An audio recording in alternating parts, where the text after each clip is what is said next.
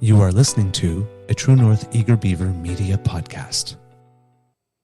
The True North Eager Beaver podcasts are proudly brought to you by our founding sponsors.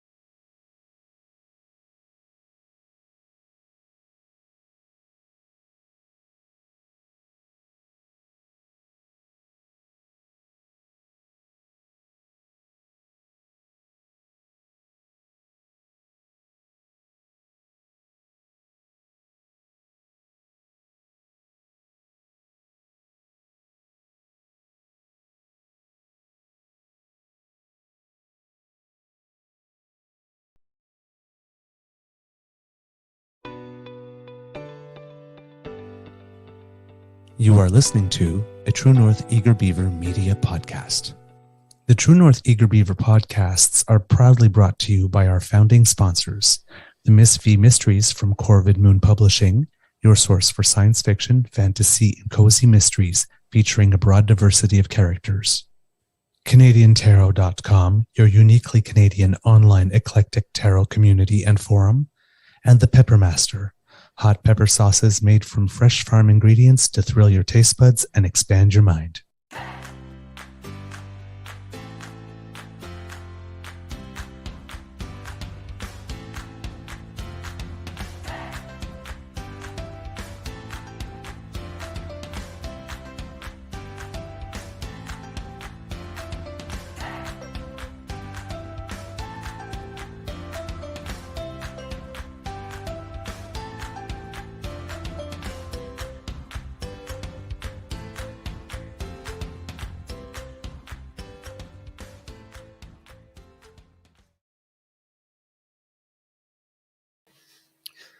Well, good morning and hello, kids. So lovely to see you.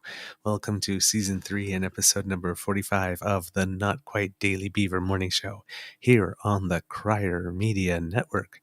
For those moments when you want to get your winter's day started off right with a nice big bowl of piping hot beaver grizzly goodness. Yum yum. Today, recording day is Friday, January 25th, 2023, and it's yet again going to be an unseasonably warm day with temperatures reaching 0 here at the Beaver Lodge. But that's not after getting a nice amount of snow. Got at least a solid 20 centimeters, if not more. As the people watching the show may see, I have some extra layers wrapped around me because even though it's going to be 0 later, it is not that now. And for some reason, I am particularly cold at the moment. So I'm trying to warm up. I'm your host, the Eager Beaver, pronounce he, him, hey, Mr. Beaver, and I am just overjoyed that you, dear skits, have joined us this morning. Good morning to you, Kit Linda M. Good morning to you, Kit Pasta Gabe, Kit Elaine, Kit What You Can Do. That's the new name for us, I believe, Mr. Grizzly. So welcome. We're glad you're with us. Of course, a big thank you goes to our podcast's founding sponsors, the Peppermaster, the Miss V Mysteries from Corvid Moon Publishing, and CanadianTarot.com. In the headlines today, it's International Holocaust Remembrance Day, commemorating the liberation of the Auschwitz concentration camp in 1945. So, yeah, if you need to take a moment for that, please make sure that you do. We'll talk a little bit of Russia and Ukraine, and then we'll see where the day takes us. But before we go anywhere, first we must say good morning to this podcast's fine and furry friend. Hello, Mr. Grizzly, and how's your mental health today? Hello, Mr. Beaver. Good morning. My mental health today is pretty good. Okay. I did have to put a little bit of thought into that. Honestly, it's pretty good right now. I don't know. I don't know if I told you this or not. So I spoke to my doctor last week, and he wanted to augment my medication a little bit Mhm. because I've been not doing the greatest. And considering that today is the 1 year anniversary of the invasion and Yes. occupation of the city of Ottawa, I think that may have had added to it.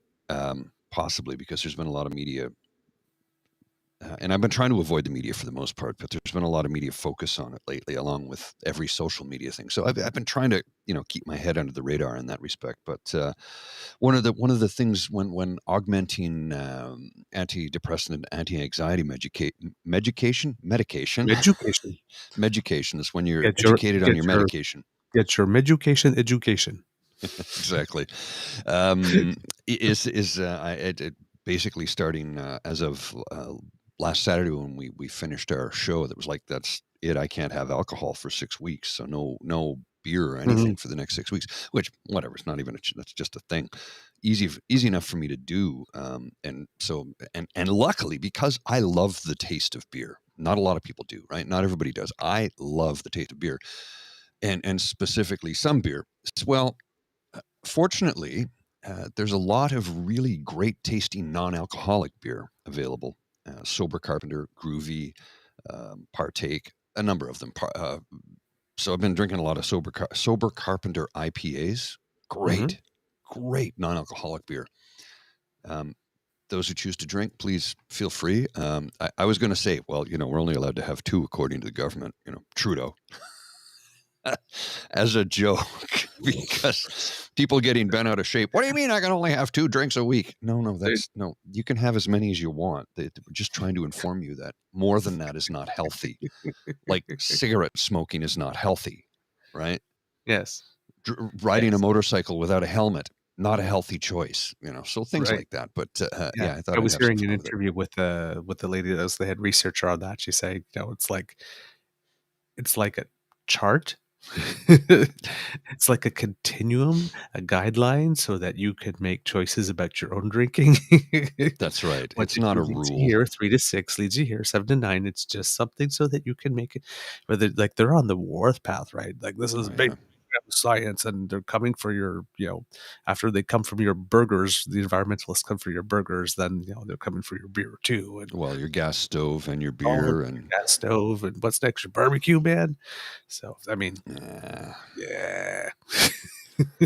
nobody's taking anything from anybody. It's just to let you know to make an informed decision. That's Yeah. all it is. Yeah. So yeah, so mental health for me has been pretty good the last couple of days. I did Wednesday evening. I worked till 2 a.m. Editing video, and we'll talk about that off air. That didn't go very well. Oh.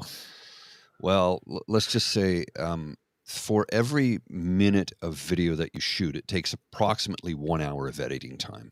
Sometimes Mhm. more, sometimes a lot more. But for 1 minute of video, it's usually about, on average, 1 hour of editing time. I had 53 minutes worth of video to edit. I edited it down to 27 minutes, and I was able to get as much done as I could in a 24-hour period, all on my own time. And the end result wasn't bad. There was a couple of things that I still needed time to fix, but the person I shot it with was not pleased, Mm. amongst other things, and doesn't fully understand what it takes to do it. Because I said I'm out now up to 24 hours of editing time. If I had more time, I could probably get it perfect, but I just don't have the time. She's like, "Well, it's not good enough. I wanted this, that, and the other thing." And I'm like, the initial gut reaction is, "You have no concept what it takes to do this, so don't shit on me."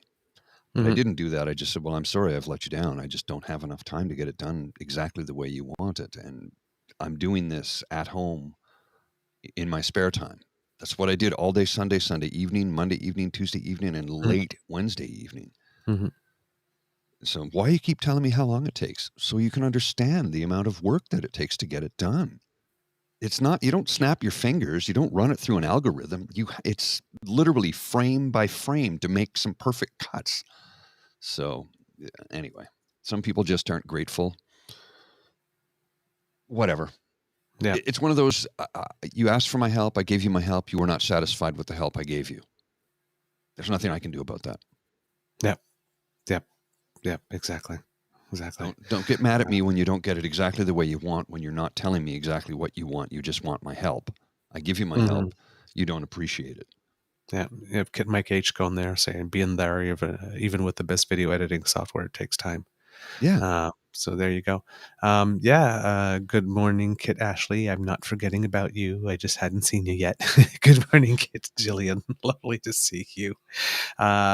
You got the kids singing, "We don't need no medfucation." Meducation. I used to remember how to play that. It's been too many years. Oh man. At my end, I've had a weird day. The last, not including last night, the 2 nights previous to that were shorter nights Mm. than I would have liked, and I guess yesterday I was tired because yesterday I was supposed to go to the opening party of the 24th annual Reel Out Queer Film Festival here Oh, in okay. Kingston. Because I believe I teased everybody with an honor that had been bestowed upon me, but I couldn't say what it was yet, but now I can. I have been selected as one of the 3 jurors on the Oh, jury cool. panel that will be giving out the acting awards. That's very cool. But I'm going to tell you right now, it's not going to be an easy gig No, it's not an easy gig. because you have to disappoint people, right? Right. Yes. Yes. It's probably the closest to being on the Cannes jury that I'm Mm. going to get. So I'm enjoying it. But it means that over the next little while and for the past little while, I've been watching a certain amount of my time has been taken up watching special screeners. Okay. Yeah. So when you hear like the people from the Oscars, they get all those little things at home via online, and they have their names on them and something. And so I'm getting used to watching movies like with like a big logo in the middle of it, Yeah, because they're screeners, right? Yeah. right, and my name written on it. And but watching So them at that if it home, goes anywhere, they know where it came from. exactly, exactly. So yeah, I mean, it's a great honor. It's a Mm. great honor. So, I mean, of course, I jumped at the opportunity. Do you have a Uh, gavel? You need a gavel because you're a judge, I think. but of course, it means that, let's assume 2 hour movies. I know some of them are shorter, 90 minutes, but 2 hour movies, and you've got about 11 or 12 of them to watch. That's a lot. That's a lot of time. That's a That's a lot of lot of. time. I don't think I watch 12 hours of movies a year in normal year. Really? Really, yeah. Trust. That's a I weekend for me, dude. But then again, with the brain thing, sometimes leaving the house is not an option. So you just yeah. park yourself on the couch and turn on the Netflix and away you go. So, Yeah, it's really weird. I used to go to movies all the time, and now mm, it's if I see like like every year when I was a kid, I was a pop culture junkie. I would know every movie that was up for the Oscars. If it had mm, played in Ottawa yet, I had seen it. By the time it was there, I would always win the Oscar pool, and like because I knew about the NFB and all that kind of stuff, right? right. For And animation, I always knew how you to. got retweeted by the NFB. I did. Oh my god, my You've been. Canadian beaver, my inner beaver, just like went crazy. It's like peak Canadian. It's like I got I'm gonna retweeted leave the by the joke out of that NFB. one. I'm gonna leave the joke right out of that one. It's I'm not peak touching it. beaver. Your inner beaver. There's a joke there. I'm not gonna touch it. The Eager Beaver and Beaver Peaks, directed by David Lynch. Boom, down, Candy boom, colored clown. down, boom, down. Where's my oxygen mask? Ah man. So yeah, it's gonna be fun. But anyway, I was supposed to be going to the opening party for that, and it was 6 to 9 last night, and about 10 to. I was all dressed up. With no I was place all to dressed go. up, Oh, you and actually had a I place to go. just got this wave of fatigue, and I said, "Okay, you know what? I just need to take like a little power nap, Yeah, 20 to 30 minutes." that was it, right? I woke up 7 hours later. Sometimes that happens, and you know what? You need to listen to your body when it tells you to do that. And I have become accustomed to it over the last couple of years. I think the pandemic gave us license to do it. By the way, the pandemic's not over; it's still ongoing. For those of you Yeah. who might not have heard, it isn't over. But yeah, I found that in the last couple of years, it's like if I'm completely exhausted, even though I've made a commitment, I'll just send out a note and go, "I'm sorry, I can't. I apologize, I can't make it. I'm physically exhausted. I got Yeah. to take a nap." Now, I mean, you didn't get the chance to send the memo out because your body decided for you.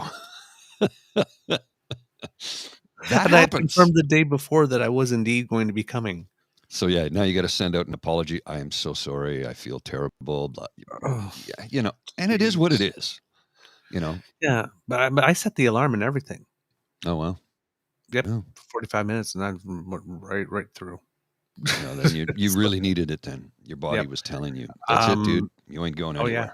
anywhere." Yep. And yesterday morning was really interesting because yesterday morning was shorter than it should have been because every now and then I'll do some stuff with a murder mystery company over here. We do these funny murder mysteries, and yesterday we had a gig. But it was yesterday for breakfast at this sort of like business networking event. Breakfast So meetings are always great. yes, well, I mean, there was lots of bacon. I'm So I mostly mean, bacon. that's that was a draw, and it was free bacon. I, I've done art for my way less than free bacon. Just saying.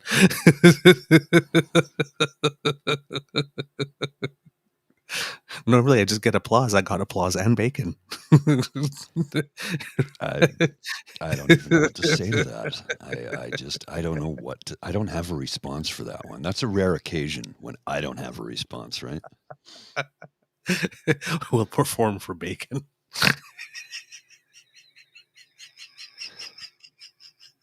I don't know what to say to that. I honestly don't, because there's a part of me that's going, yeah, that makes perfect sense. That's completely acceptable.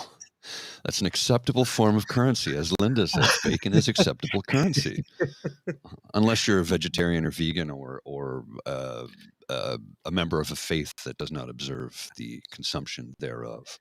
But hey, Yes. Then um, then then beyond bacon. yeah, beyond bacon. I haven't. Is that a thing? I don't know. Well, you know what? I challenged them to come up with that because I've tried the turkey bacon and it tasted like fried bologna. So I was like, nope. If I wanted fried bologna, I'd have fried bologna. No. Oh man, my eyes are watering. You know where the most bologna in Canada is sold? Do you know? Where? The biggest consumer of bologna in the country. They actually have, so they have a giant maple leaf bologna stick called the Big Stick as a parade float every year. It's a man in a giant bologna costume. Newfoundland. Not Oh, Newfoundland and really? Labrador, just strictly the island of Newfoundland consumes Okay. more bologna than the rest of Canada combined. Huh. Yeah. Yeah. Newfoundland steak. Interesting. Yeah. Yeah. Interesting considering they're no bullshit talkers. Well, and that and You're I, full of bologna. my That's why I my tell the mom truth. is my mom's from the Maritimes, right? She's from New Brunswick, and she grew up eating bologna as well. So Huh. I remember fried bologna. yeah, and it's still once in a blue Yep. moon, but it's like, okay, I can't find it in a lot of the stores. Like I have, honest to goodness, I've not seen bologna Yep. in any of the stores lately. Truth be told, I've just not seen it. I Okay. was craving a fried bologna sandwich last week. I thought, well, maybe I'll just get a little. I don't need a giant stick of it. I just need enough to slice up a couple of. Nope, couldn't find it anywhere. Hmm.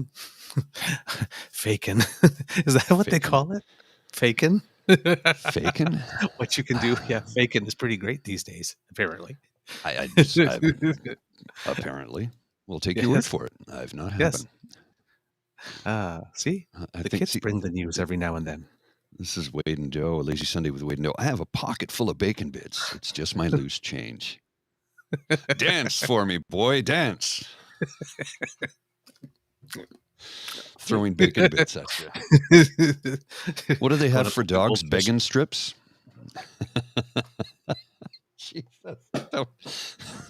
do that. You're killing me this morning, man. You're killing me. Dropping the bacon bits into the aquarium. You look like a bit of a guppy there. So, you can see the God, I'm not scrolling right this chiron morning. I've just put up on the screen there. Okay. Welcome to Friday. Welcome to the weekend. If you have a weekend, because some people have to work right through, Mm-hmm. we have an announcement to make. Everybody's working for the weekend. Okay, let's make that announcement. So, I So, don't know if you noticed the title of the show today, or if you noticed in the exploding. I ran the wrong clip at the beginning.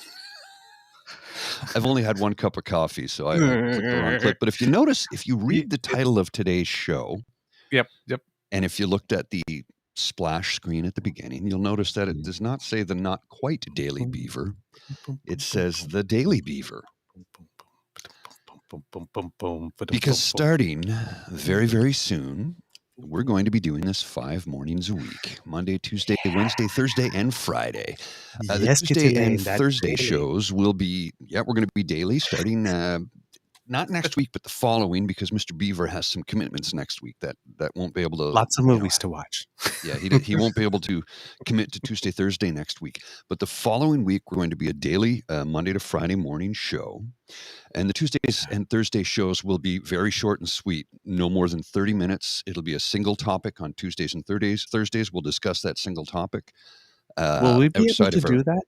yeah, we Given how will. much we banter and the I intro and know. the extra, that usually takes up 17 minutes right away. Well, we're at 22 minutes and we haven't done a thing yet. We've just been babbling. But for Tuesdays and Thursdays, we'll be focused in. Hi, good morning. Hi, good morning. How are you? I'm good. You're good. Let's get to today's topic. And we will roll from there. But that's only 2 days a week. The rest of the Monday, Wednesday, Friday will be our regular show where we banter and giggle and laugh and do stuff. And this morning we can be with you till 9 a.m. for those who want to stick around for 2 hours. I have 2 hours I can give you, and it's because there's another show at 9:30. So there's another show on Friday at 9:30. So we've only Oh, got wait 2 a hours minute. this morning. Who else got the idea of broadcasting in the morning? Another gentleman whose name is escaping me right now. We need to talk to the people. Sorry. We've got Our 2 turf, hours, man. Our turf, 2 man. hours. Our turf. I don't know, man. I don't know. I don't think I like this making room for new people thing. Settle down. You're starting to sound like a MAGA. It's not how we do business. I'm losing my broadcasting time because we got all these people crossing the border. Oh, Jesus. I don't even know what to do about that one. I'll start it I'm a off with horrible this. person. I'll start it off with this. This was from January 26th. So January 25th, he did this on his night show. That fucker Carlson asks, "Why are we not sending an armed force north to liberate Canada?" Didn't I mention that Yeah, during the yeah, trucker yeah, thing? I was saying, yeah, it was yeah. when the United States started looking our way. And it's like, no. Don't you be getting any ideas. We don't need any liberating. You just look, bye-bye. The problem with that statement that I have, he can make the statement. He's an American. I mean, he has freedom of speech. We have freedom of expression. A Canadian could even ask that question. But the problem with the statement coming from him is the fringe minority that, we saw how they behaved in Hamilton just the other night. We saw how they behaved here in Ottawa a year ago. Mm-hmm. A statement like that will have feed into the echo chamber that is, we're a socialist country. We're being taken over by communism and socialism, and we've got a treasonous dictator of a prime minister. We have to take him out for dinner. We have to take him out for dinner because somebody's going to have that thought, and I'm concerned that violence will arise from this. He's stoking the fire, but he doesn't give a shit because it's a different country. So what are you going to do? Charge me? You know damn well that's his thought process. He doesn't care what happens. As long as it gets some clicks and ratings and advertising dollars, he doesn't care. And that's what these rage farmers continue to do. Make the most outlandish, outrageous statements. They don't give a damn who it affects, who it harms, who gets hurt in the process, collateral damage. None of that matters to them as long as they're getting their clicks and views. And that's all they care about. That's it. And the frightening thing is somebody is going to be harmed over this. Who? Yep. I don't know. Someone will be harmed over this. And that is dangerous rhetoric. Dangerous Completely rhetoric. agree. I completely agree. That's dangerous rhetoric. Fortunately, That won't be this happening. happened. Canceled. Yes. Thank you to DaCosta for that for us. Yeah, that was a good one. Yeah. But yeah, I hear you. I hear you. It's dangerous rhetoric, right? It's dangerous because somebody will react to it. And you know, there's people keep saying that treasonous traitor, dictator, true.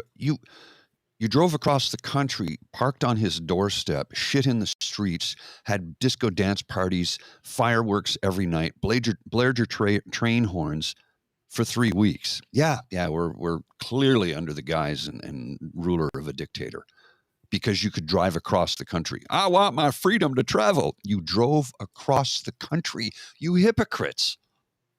Do you not see? Do you not understand how free you are? You saw the parade of fools in Hamilton the other night. Yep. Of course, Nazi Caillou went on about how look at how they're massing the hundreds of thousands. It's like there might have been 70 people there. Maybe there was less than 100 people, and they're all screaming the same garbage lines. You traitor, you this, you that. And I'm like, you dictator, you traitor. Okay, none of those things apply. Number one. Number two, these folks, what do they call it? Trudeau derangement syndrome? It's like this. Your life doesn't suck because of Trudeau. It sucks because you are stupid and make poor choices. Yep. Uninformed people in an echo chamber, a biased confirmation echo chamber, constantly hearing the same thing over and over again, they start to believe the lies. And those lies are going to get somebody hurt. Oh, yeah. Well, Absolutely. and one of the comments I saw was, look at all the security he has. No other prime ministers had security like that. Not true. Harper had a way larger security force than that, and nobody threatened his life. There was no organization that bust in liberals or left-leaning individuals to throw rocks at, scream treasonous traitor, dictator. No, that never took place. There were people who protested Harper, but not like this. Nobody was stoking the fires of division and hatred at the time. Right. And now you've got organizations that are heavily funded by dark U.S. money, largely from groups like which is Canadian group too, the Plymouth Brethren Christian Church, who are big business owners who stoke the fires of hatred and division and then say Trudeau's the one dividing us, which is absolutely not true. He talks about a small fringe minority that wants to put an end to democracy by doing things their way and dictating how we should behave, and that you need to step down and we're going to form our own government. That's dictatorship, my friends. Sorry, I went on a bit of a rant there. Sometimes it happens. It's fine. But you're, I mean, I don't know what to add to that because, I mean, that's pretty much right up there. I think so. You know, you've got people continue to say these harmful, hurtful things that will get somebody hurt. How? What? Why? Where? When? I don't know any of that. If I did, I'd be able to just say, yeah, go arrest that person right there because they're about to commit a crime. Like the Minority Report. Remember that Tom Cruise film? Yep. Was it Minority? Yeah. Pre-crime. We don't arrest people for criminal thoughts. We arrest people for criminal behavior, criminal acts. That's why they were allowed to sit here and yell and scream for 3 weeks. Of course, you know, it was never controlled and it was never a protest. It was an occupation. Yeah, and to go to what you're saying, there was a report released not too long ago by the Canadian Integrated Terrorism Assessment Center, and it basically said that online threats against there were lots of threats against the Premier of Quebec in particular, Hmm. during the pandemic, because in Quebec, at one point they had floated. Well, in Quebec they had curfews, which in a lot of provinces they didn't. We But the didn't hear. premier had also floated the idea of an unvaxxed tax, or what was referred Yes. to as an unvaxxed tax. And that did not go over at all. At all. And apparently, yes, he had received a certain number of threats, death threats, and other types. Well, anyway, it was just it's just an incredible amount. It says since the beginning of the pandemic in early 2020, threats against elected officials in Quebec have skyrocketed. Provincial police received more than 200 complaints of threats against politicians in 2022, compared with 16 total in 2019. Mm. Mm-hmm. Now, at least 5 people have been charged since the beginning of the pandemic with threatening Legault. And CSIS is also raising the alarm because, after what we saw that happened in August with Minister Chrystia Freeland when she was harassed Mm. in Grand Prairie, and we saw everything that happened to former Minister McKenna, Hmm. right? And there have been other such incidents, and it's there's Mr. Singh, I think when he was in Peterborough, I believe, and Yes. the Yes. prime minister when he was on the campaign last year. In the United States, we had the people who attacked Speaker Pelosi's husband in his home. We have a failed Republican candidate from New Mexico that conspired with 4 other people and shot up homes of some officials involved with the election in New Mexico. And that's just Hmm. coming out like now in the past couple of days. Um, we had the 2 election workers out in Georgia also that had been singled out by Trump, and they had the daughter of whom had testified at the January 6th inquiry, and Ruby Freeman, I think, and her daughter that were Hmm. singled out, and there was this weird plot with someone involved with Kanye, I believe, to try to move them someplace out of their home and take them. Yes. uh, Yes. just weird, Well, weird, and the right? reason people do this, the reason people make these outlandish, ridiculous, over the top statements is what is it, folks? Money. Money. Money. Rage baiting, click farming, it all brings you cash. And that's why they do it, because they don't care. Well, no, this is an entertainment program under the guise of a news show. They don't care as long as they get paid. Yeah. Greed kills people. There is no measure of greed that is ever good, period. Ever. Full stop. Never. Greed kills people. And that's what this is about in the end. Money. Money. They don't care what they say as long as they get their clicks and views. And rage baiting is what they'll continue to do and say outlandish, outrageous, bullshit lies just to enrage their base who keeps throwing money at them. It's a new religion, it would seem, but it's tied in with religion with the PBCC. Yes. Yes. And then Kit Linda mentions the plot to kidnap the governor of Michigan. That also, yep, that's another one, and which resulted in, I believe, a total of 5 convictions in all from the Mm. people who did that. We reported on 3 on our show, and then I believe that there were another 2 after that. Um, I mean, that was they had a plan. I mean, they had a plan to blow up a bridge Yeah, yeah, yeah. in order to help make that happen, right? It wasn't just the kidnapping. It wasn't just I mean, that's bad enough, and that's completely horrible. But you know, they were planning to like take out infrastructure and blow up stuff in order to make that happen. It's just there are no limits. I know. It's terrible. It's It's like terrible. there are just no limits. Um, so yeah, um, just glad that that's not happening this year, at least in this way. But of course, the as is in the case of the United States, the insurrection continues in other ways, right? And we have, its leader, Peter Poppin for dough. running around the country trying to make it happen. And, you know, the thing is that, yes, he is unlikable. Exactly. Kid Bruce goes, was nice watching Trudeau hit back at PP yesterday. It was. It really was. And, you know, on some previous shows, you know, like some kids put, I like sassy Trudeau or I like spicy Yes. Trudeau. Well, you know, And he's going to continue with his sunny ways ideology because you know what, it is a good one, and people hate on it, but you've got even detractors and people who don't care for the man going like, no, he's the guy. That was the right thing to do at the right time. And I've seen a lot of his detractors say the same thing, and a lot of people who not only are detractors but don't care for his politics who are saying the same thing. You need to fight back against this.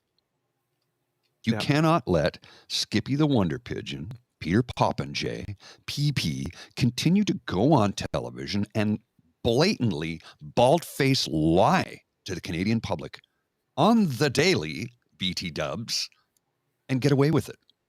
yeah. And he Shall does we? it all the time, and nobody ever holds his feet to the fire for it. Yeah. And I don't understand that. You Shall want me to we throw that up? share? Yeah, let's Yes. share it with the kids. This was You're going to throw the video up? yeah, I'm gonna throw the Good. I'm video going up. to grab a coffee while you're doing that. So make sure you All hit right. play, and I will step away for a second. Okie dokie. All right. Enjoy this, kids.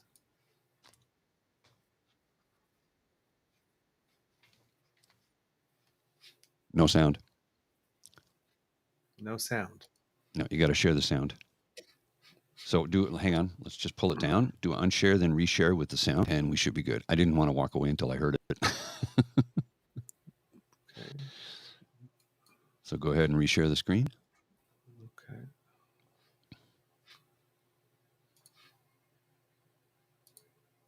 There we go. Okay, and hit play. And no, I've got no audio. Hang on just a second. Let me just check something here on my end. Nope. No sound still. No, no, All right. no audio. Just a second. Let me check something here. You know what?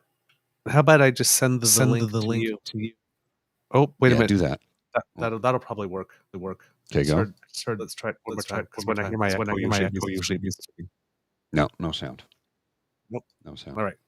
Okay, yeah, just send it to me. You keep the kids entertained while I grab a cup of coffee. My mouse is Sorry not about that. That is Technical right. difficulties. Let me pull the screen down here. There you go. Thank you very much. There we go. I will just share that link. There you go. Yeah, I don't know what I was going to say because I was going into that.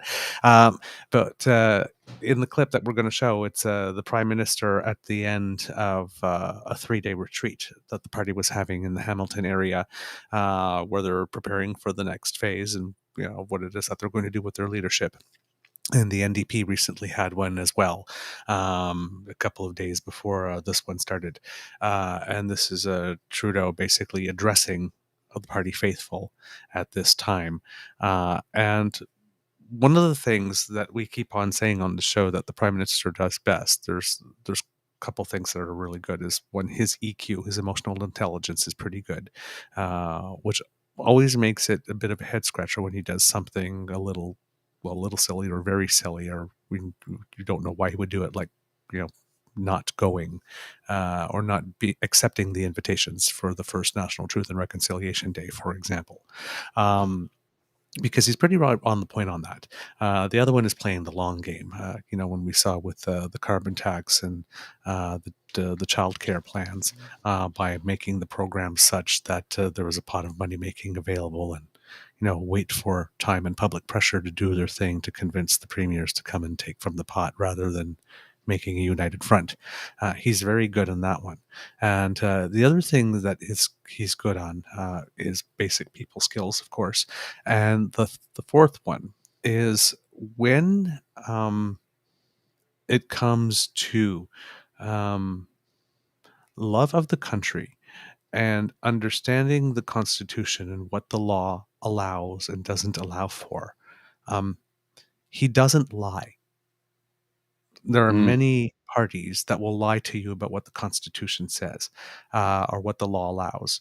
This prime minister does not. It seems to be a specific thing with him, and because it's something that stands out. It's something I haven't really noticed. And sometimes he says things that doesn't make people happy. Like I believe once in an election campaign, he mentioned something about Quebec within its role in the Constitution, and everybody Mhm. was decided to torque that to mean that Quebec um, had more rights than everybody else, or that type of thing. And it wasn't. No, it's those were the conditions at the time when we joined, and those were the rules. Those were the terms to which we agreed. And he wasn't going to lie or pretend that they weren't like this, or that he could get around them or skirt around them. He just said, "This Mhm. is what it is," and people who don't like the way it is, well, lost their minds. Um, so when it comes to having a real passion for the country and its constitution and its laws, uh, and just fundamental principles of democracy, he's all in. Oh, yes. So when he's in that zone, when he gets to speak about those types of things, the choose your Canada, oh, they said I'm not ready, I'll show you if I'm ready or not. It's when he's at his best. Agreed. Take a look, and he did that right at the public inquiry when he was sitting on the stand, and he got time to do a little, civics 101 while he was there as well. Um, he's got more than 30 seconds here in front of a TV camera with a microphone in his hand given by a journalist, right? This is his time as he Oh, wants to yeah. spend it. So watch how he speaks when it's his time as he wants to spend it. Here we go.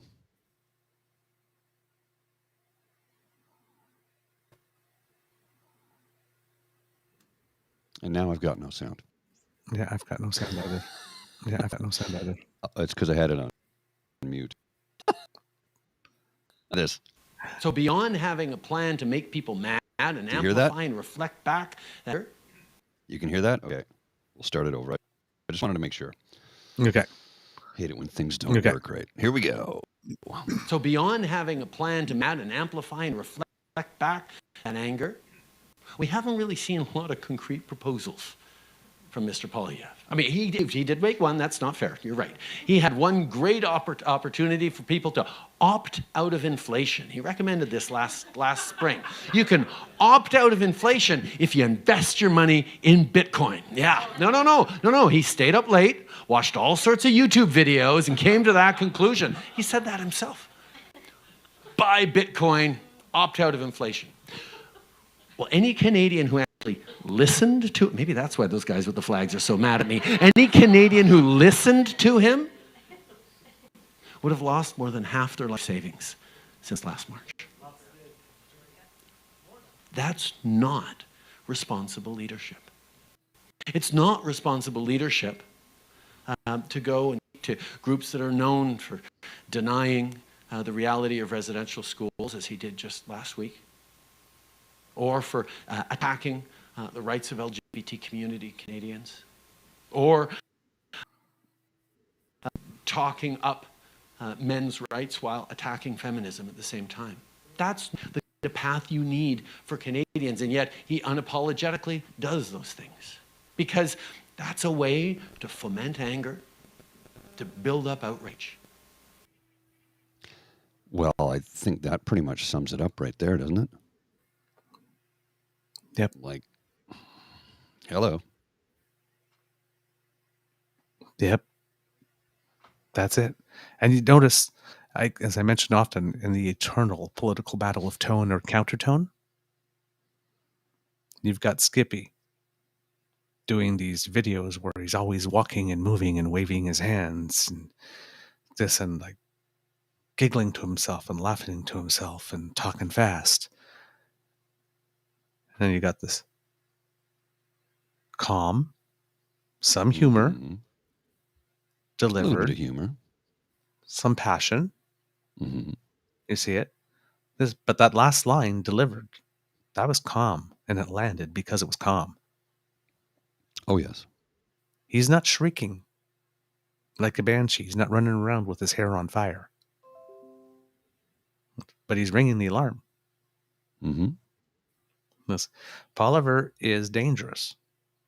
He is. He's very dangerous, kids. Because even though he does not have the majority market on what he's selling, right? There's one thing that we learned from Trump, and I keep on saying it often, is that there literally is a market for everything in this world. Good, yes. bad, vile, right? It's Child all porn, there. there's a market. Human trafficking, there's a market. The dark web exists because there are markets for things. Things that Sadly. neither you, nor I, nor anyone we love and respect would want to purchase with our hard-earned money. But there's a market for them. Just because we're not in that market or we're not the target demographic doesn't mean that there isn't a market. And the market in which... There's always a market. Yeah, the market in which Skippy is courting the donations, the areas from where he wants the donations, the people from which he wants the donations, the people in areas from which he wants the votes, the sectors of society from which he's seeking those. We're not on the same page. No, not even close. We're just not on the same page. So it's, vigilance, and don't let the fact that you think that he's an idiot, delude you into the fact that he can't win. Don't let the fact that you think that he's wholly unlikable, and he is wholly unlikable. Oh, yeah. And it's the great equalizer in this particular race. But even not being likable isn't enough. It isn't enough, because if you get a throw the bums out election, there's got to be more than I just don't like him. There's got to be more than I just don't like him, but he's changed, right? Mm-hmm. He's better than the other guy we got, or whatever, But well, there's also to leader fatigue as well, right? Right. Leader fatigue is a real thing. You're just tired of the same thing. I don't know what the next election will bring us. I really don't. It's too far away. It's way too far away. And fingers crossed that we don't have leader fatigue in that sense, only because there is no viable alternative. There's none. And somebody might say, what about Jugmeat? I go, I like Jugmeat as a man, but every now and then he shows leadership qualities, and then he goes way off the deep end and starts playing Skippy's game by screaming, Justin Trudeau, it's like, bro, why are you blaming the federal leader for provincial responsibilities? And he does it all the time. Now, Polliver blames him for absolutely everything under the damn sun, and then screams, We're going to get rid of the gatekeepers. But he just said he wanted Trudeau to fix the airports and the airlines. That would make him a gatekeeper. But we're going to get rid of the gatekeepers. Flip-flop boy. Remember when flip-flops were called thongs? We used to, in Australia, they're still called thongs. Yes. Still called thongs in Australia. We used to call them thongs here in the Former 70s and the 80s. Party is led by a thong. And at some point in time, it became a flip-flop. And I'm like, okay, sure. Which leads me to a funny comical story that I have to tell, but it'll only take a few seconds. A gentleman who was running a big organization here in the city, an older gentleman who was in his 60s, had a Friday morning meeting and said, thongs are no longer allowed to be worn in the office. And all the women looked at him like, how do you know what kind of underwear we're wearing? He goes, what? And he says, no, thongs, like on your feet. They go, no, those are flip-flops. And his assistant leaned over and whispered in his ear what a thong was. He went beet red in the face and went, oh my God, everybody take the rest of the day off, and left. Called Human Resources. Human Resources says, no, this was a complete case of innocence, in not knowing what the current vernacular was for that particular type of footwear. I thought it was a cute story. True one too. I know the guys involved. Oh, man. Jeez. I like that. I thought it was a good one. Sorry. So yeah, that's the PP Trudeau kind of stuff at the moment. This sort of overall battle. PP is still running around saying that everything is broken, and the prime minister is starting to come up with some counter narrative, which is good. Thing that's interesting in this one, which is a thing that is often said in politics, but that this particular prime minister does not seem to adhere to, is never say what the opposition says about you and put those words in your own mouth. And Trudeau did it in the first election when he just basically took the just not ready and that first commercial when he was walking in that his blue shirt and he's got the sleeves rolled up and he says they say I'm just not ready, I'll show you, right? It's like everybody freaked in PR when that happens. So you're not supposed to take what the people accuse you of and say it yourself. Ever. Never be quoted saying what your opponents say about you. He didn't care. Right. Well, you know what? That's owning it, right? That's right. owning it, and that takes their power away and gives you all of the power. It doesn't work all the time.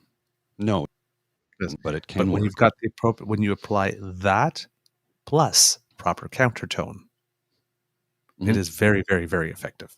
Very effective. It works. Yep. Take the power back. Take the power back. Yeah, exactly. I don't know.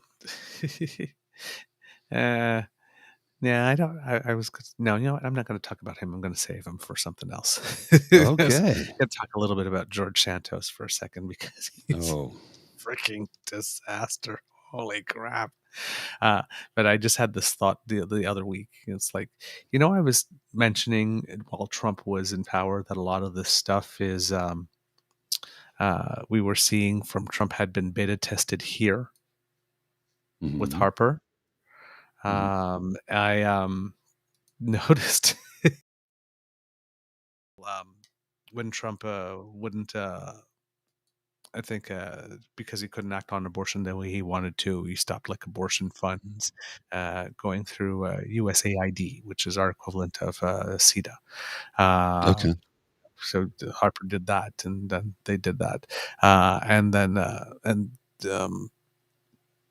scrubbing the words climate change from every government website, that kind of stuff, right? That's called dictatorship, my friends, by the way. That's what dictators do. Yeah. So I was thinking to myself before, it's like George Santos. It's like before there was George Santos, we had Andrew Scheer.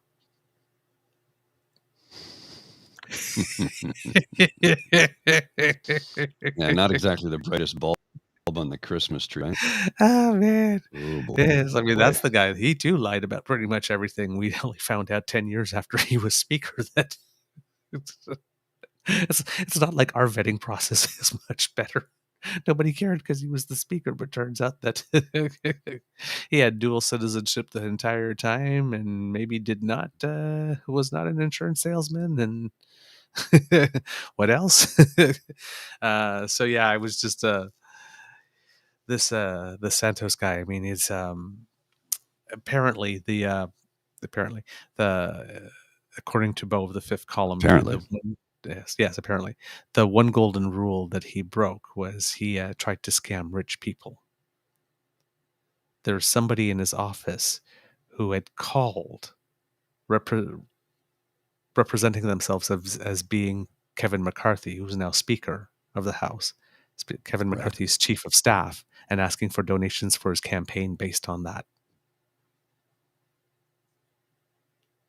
It's like, how did you think that this would not get back to Kevin McCarthy at some point? Right? And not then the it's brightest bulbs on the Christmas tree. He's wanted in Brazil for checkbook fraud and then decides to run to become a congressman. And now the police in Brazil are reopening the file because they had closed it because they could not find him because he had fled. Well, now he's we know where he is now. Not that bright, is and then apparently his former roommate, which you listen to him like Not heard God it. love him, right? I'm rainbow and fabulous like this, and he gave like Mhm. one of the most like fabulous interviews ever. Oh, yeah? I'll have to find it Oh then. yeah, oh yeah. Uh, and he's sitting there like this, and he's like, "I didn't know him as George Santos. I knew him as Anthony DeVolder Oh. or Anthony Drabinsky," like this. So he's had like many different names, right? But Anthony DeVolder's been one of his names, and apparently, while they were living together, right? He said like the stories were so fantastical, and it just became like one big mess, and then it's spiraling and stuff like that. But apparently, while they were living together, like this Anthony DeVolder stole his Burberry scarf and No. went apparently so. That's And no, I mean, then that's a no. You don't do that. you don't do Don't that. steal the Burberry. You don't steal the Burberry, especially a Queen's Burberry. Mm. So apparently, he was at a What I'm Stop the getting, Steal rally. get cut. Yes, he was at a Stop the Steal rally at some point, and the guy's watching TV. He's like, "Bitch, that's my scarf. Bitch, be wearing my scarf." Nice. That's George Santos. That's Anthony DeVolder. Apparently, the guy called the police. It's like and you're listening to the interview, and it's like, well, yeah, I mean, of course, like, I miss my Hound Check Burberry scarf, but like, this guy's a legislator. He's going to make laws. Yeah, that's a little scary. It's like, and I'm thinking that's like so total, such a total queen thing, right? That's like, of course I miss my scarf, but like the fate of humanity. So, of course I called the police, darling. Then I Mm. went and made myself a fabulous martini.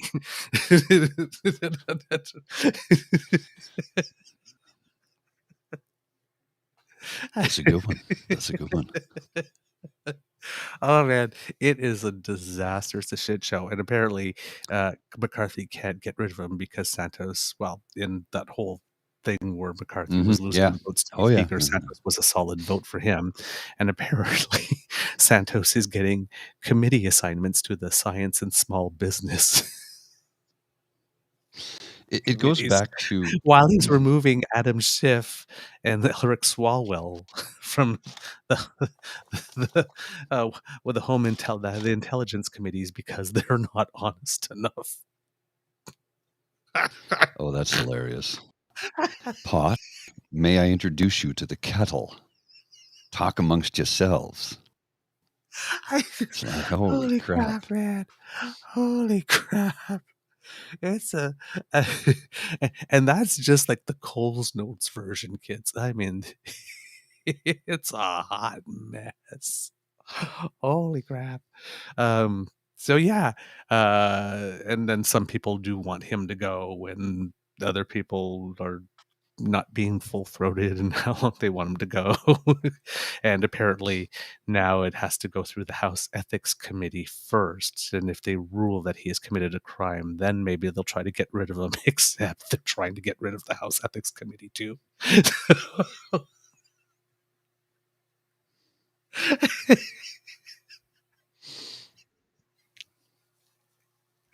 Oh man, there but for the grace of whoever. The kids. We live upstairs from these people. Yeah. It's, man. Gee, it's like he took Andrew Yeah. Scheer's shtick and then like put it on steroids. I mean, Andrew Scheer, would probably be like accused of stealing someone's 2% milk or something. He came to borrow a cup of milk and then he never returned it. Oh yes, how dare you disparage a college volleyball star with 2 knee replacements? That was the other thing. Apparently, the school that he said he went to, it's not only that he went to the school, because you could check the school records and see that he never attended or never graduated, but he was a volleyball star on the Oh, school, well. and then had to stop because he needed 2 knee replacements. And apparently, it seems that it was a former boss of his who actually went to that college on a volleyball scholarship. So he just like upended someone's life. I'm going to take those bits and I'll replace these bits. He probably had another friend somewhere who had knee surgery, put the stories together. There you go. Yeah, this happened to me. Really? Mm-hmm. Mm-hmm. Yeah. And if he was a volleyball star, Doug Ford played for the Raptors at some point. I'm sorry. It's like I see that guy and I don't think very high vertical lift. No. No. No. I'm like, really? It's like, so he was telling you, you were looking at him while Seriously. he was telling you that story, and you believed he got a volleyball scholarship. You believe that guy had a volleyball scholarship. Okay. Would you like to buy some Nortel? It's just, Yeah, I have plenty of stock to sell. How about oh some man. Bitcoin? There's a guy in a white van driving around in Bitcoin. Oh man. Really? Jeez. Yeah, apparently now, I just heard on the news that if you had gotten into the Bitcoin stuff at its low after all that, apparently it's Oh yeah. gained 25% since it's low now. Yeah, but I you know mean, how you're many still people able freaked to. out when it bottomed and ran away as a result? So Oh that yeah, means yeah, they're done. They're finished. Like that money's yeah. not coming back. But wouldn't it be a kick in the pants if, like, 3 years from now, we have the election, Bitcoin is finally back up to where it was when Pepe recommended it, and he says, "See." Yeah. See, what did I tell you? Yeah, in the meantime, I've been eating cat food to survive. But thanks. And you've gotten default notices from your creditors. But no problem. Yeah. Hey, I got all the money back. It only And took credit 3 years. calls. You got to remember, unless you're a big investor, somebody who can afford to lose $100,000 or $1,000,000, who can actually afford to lose it. Most of us, when we invest, it's money that we're hoping will go up so that we can retire, not necessarily live a lavish lifestyle, but at least at a bare minimum, a middle class lifestyle, Mm, which I'm still not even a member there. So if you can afford to lose 100 or 200 or $1,000,000, then you don't care. Yeah, so it's gone down. Don't worry, it'll go back up. But most of us cannot afford to lose $10,000 in an right, investment. right. You need to see a positive return. And you know it's going to go up and down over the course of a year, but a lot of the investments that we make, 2 to 3% return at the end of a cycle, or maybe a 2% dip, but never a 30 or 40% drop. Right, That just doesn't happen, right? right, right. But with Unless there's something major. just just put your life savings into a slot machine, pull on that lever and see what happens, my friends. Woohoo! um, as announced in our opening credits, that we were going to talk a little bit about Russia and Ukraine today. During the holidays, because we haven't talked We about this haven't for a really while. addressed So it lately, no. yeah, No. lately, no. So just to sort of catch you up a little bit to where we are today. During the holidays, Russia asked Ukraine to observe a 36-hour ceasefire in order to observe Orthodox Christmas. Um, Ukraine told them to go pound sand. Yeah, we're not, like, your word has been worth anything over the past year or so. Yeah, Nothing. we'll just lay down our arms for 36 hours and allow you to retool, or it's like, yeah, sure. We were born yesterday and at night. So yeah, no, that didn't quite happen. Then many Ukrainians this year decided to celebrate their Christmas on the 25th of December, even though they're Orthodox, while others celebrated on January 7th. But those who celebrated on January 7th often conducted their masses for the first time in the Ukrainian language rather than in Russian. The Ukrainian Orthodox Church had officially broken ties with the Russian Orthodox Church earlier in the conflict. For New Year's Eve, there was, I guess people's death is never any good news, but there was good news for the Ukrainian side when the Kremlin admitted that 89 soldiers were killed in a New Year's Eve missile strike on a military barracks. And it seems that the reason it happened is that so many of the Russians that were there were on their cell phones at the time. And Yes. apparently the congregated signal let people in Ukraine know precisely where to strike. Way to go. The deadliest known attacks on Russian military of the conflict, the speculation is that 89 soldiers killed was a lowball and that the number of dead could actually be over 600. Russian nationalists and some legislators have demanded punishment for military commanders accused of ignoring the dangers of housing soldiers near a storage facility that was an obvious military target. Since then, the general that was in charge of the war at that time, after a very lengthy, I believe it was 3-month stint in the job, was replaced by some guy who's known as Gerasimov, his last name. And apparently he was the main architect of the Russians' success in Syria. So they've brought their quote-unquote mad dog to lead this effort. Of course, the We'll see terms what of the happens. battle are much different, right? Mhm. Ukraine is not Syria, and whereas in Well, Syria they were also being Ukraine had a welcomed in. standing army. Ukraine had Yes, the largest standing army in all of Europe. yeah, So, Syria did not have that. yeah, and Syria, Russia was welcomed there Yeah, and it's also a by civil the war in government. Syria too, which is By different. the The government, government, yeah, exactly. yeah, There's a lot of differences there. a lot of differences here. Russia is having some trouble finding people for the war. A lot of the conscripts that they get Guys my soon age. flee the country and leave. And as a consequence, Russia is setting higher taxes for people who have fled Russia because of the war. As Mhm. many as 700,000 had left by early October, following Putin's mobilization of reservists in September. A few days ago, Ukraine's interior minister and 2 of his staff, his deputy minister and a senior civil servant, were killed in a helicopter crash that took 18 lives, including those of 3 children. The chopper crashed near an elementary school. And there were 9 on the copter itself, 9 people, 6 government officials, and 3 crew Chopper. on the chopper. Sorry, 6 government officials and 3 crew. Um, None of them survived. 29 others were injured. The cause of the crash is still unknown. It does not appear to have been shot down. Oh, okay. Yes. On the day that that happened, Minister Anand was there. She Oh, had made a surprise visit to Kyiv to make an announcement. Um, and so she, of course, she delivered condolences on the part of Canadians while she was there.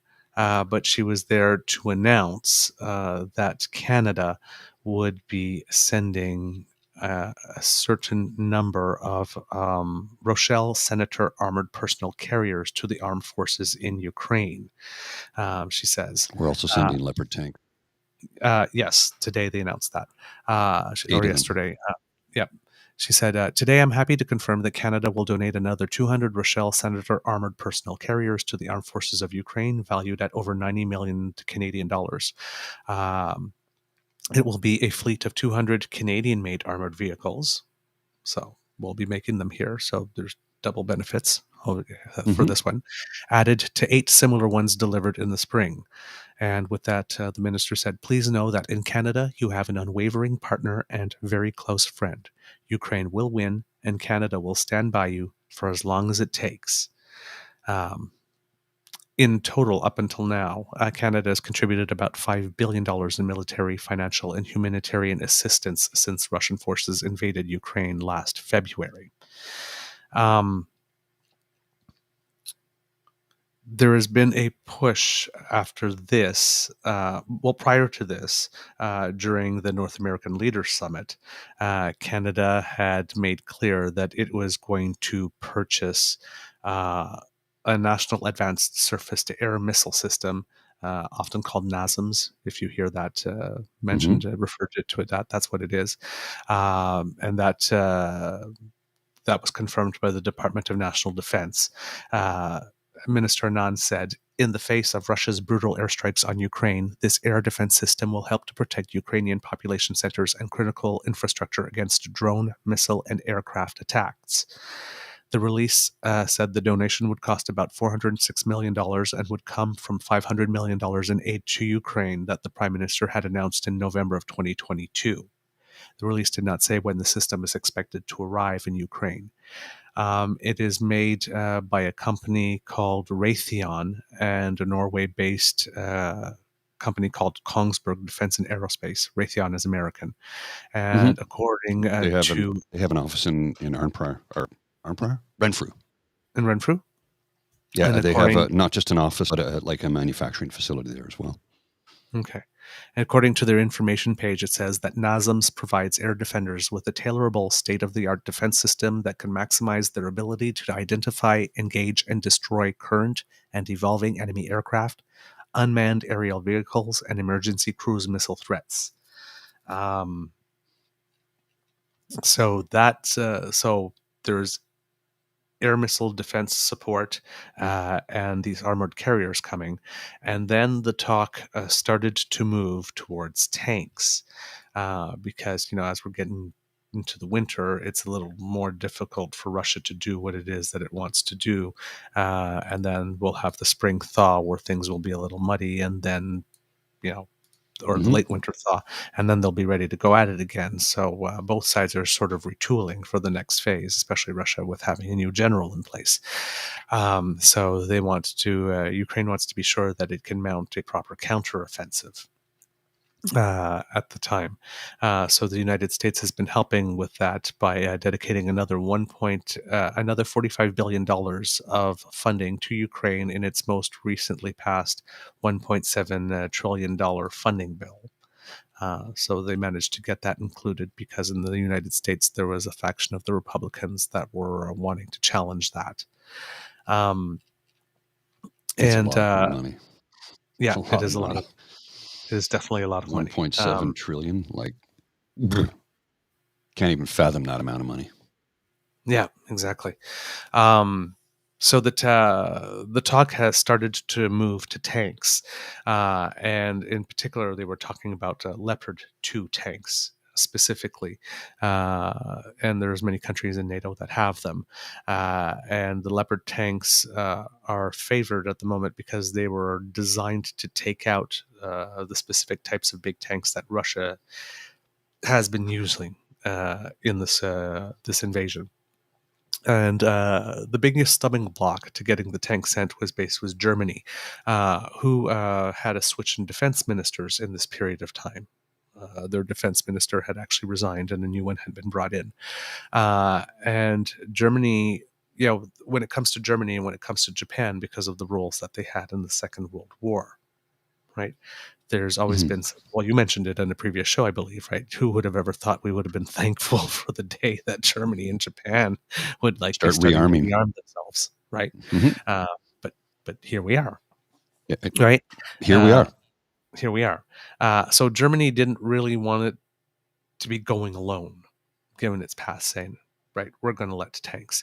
And they were really hoping that the U.S. in particular would put some of its Abrams tanks on the table and say, okay, we're going to do that. And then Germany would say, okay. So basically, it was Germany wasn't going to do it. And then the position shifted to, we'll do it. And it's not, there's 2 points here, right? There's not only Germany giving tanks of its own, but if other countries had these tanks made in Germany, part of the conditions of sale is that they had to get clearance from Germany beforehand before donating them to other countries to help in other efforts.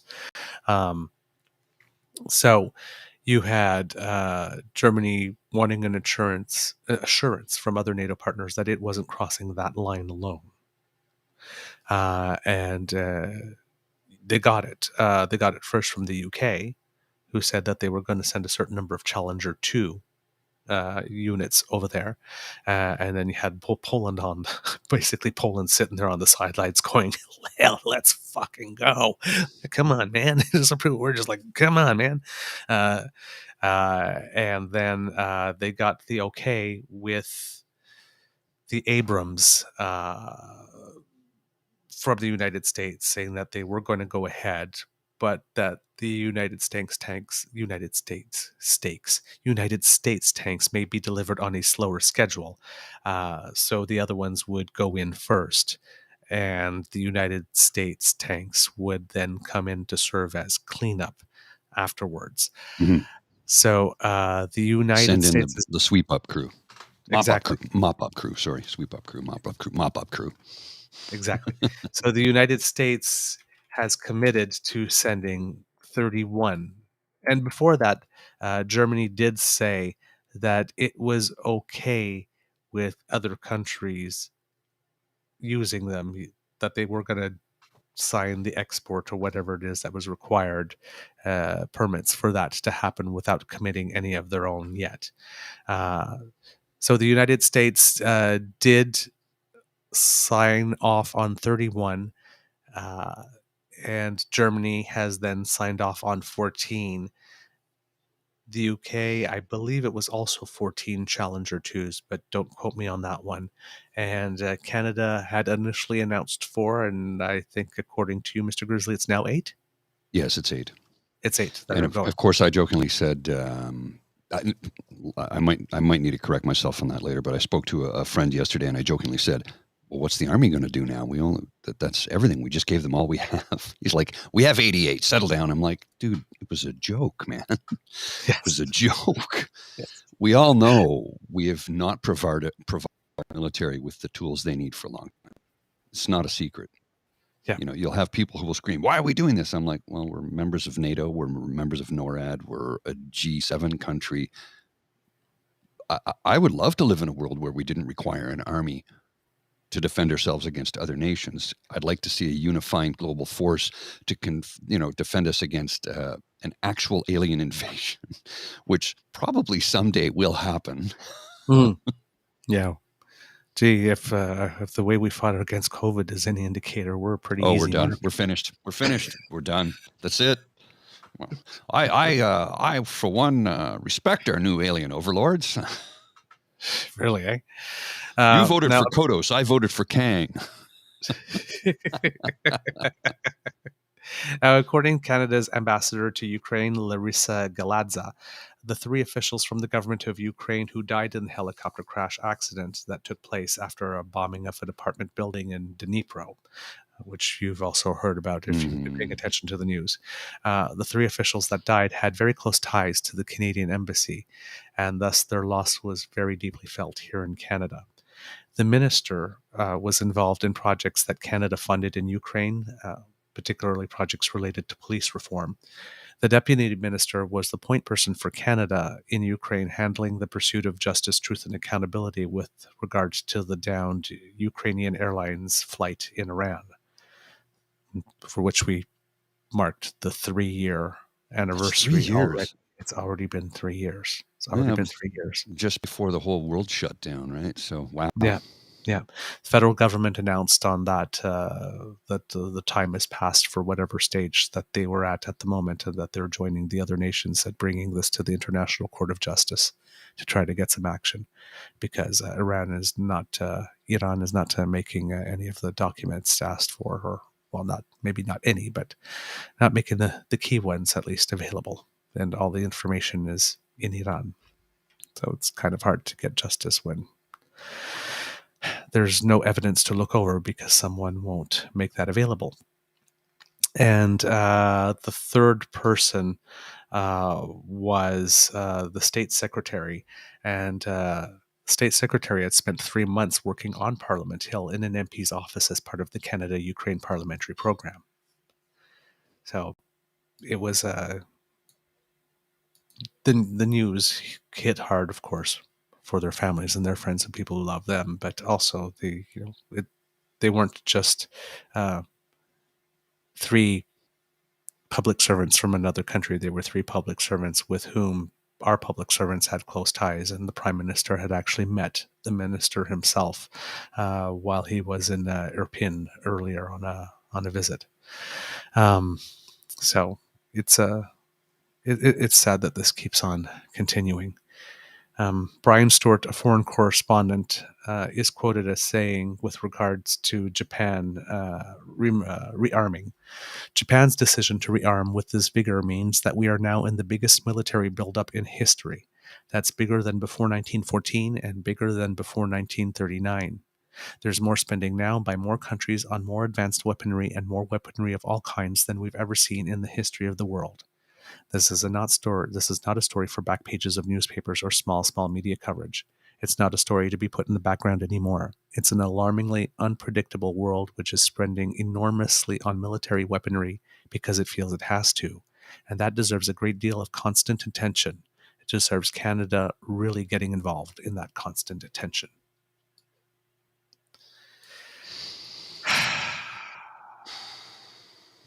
The pacifist in me cries. Oh, yeah. Ukrainian officials say that the civilian death toll has climbed to over 9,000, including 453 children, since Russia's invasion began last February. They've also registered over 80,000 crimes committed by Russian forces. And President Zelensky mentioned when that report came out, we will forgive not a single torture or life taken, not a single destroyed home, not a single tear of a Ukrainian child. Each criminal will be held accountable. So Good. that's where things stand at the moment, kids, and that's where Canada's involvement is as well. So $5 billion in humanitarian, financial, and defense aid since the war started. We're getting close to a year.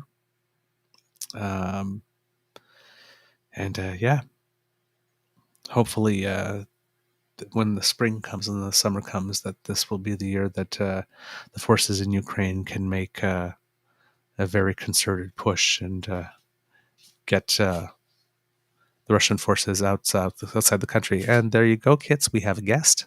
Wave hello.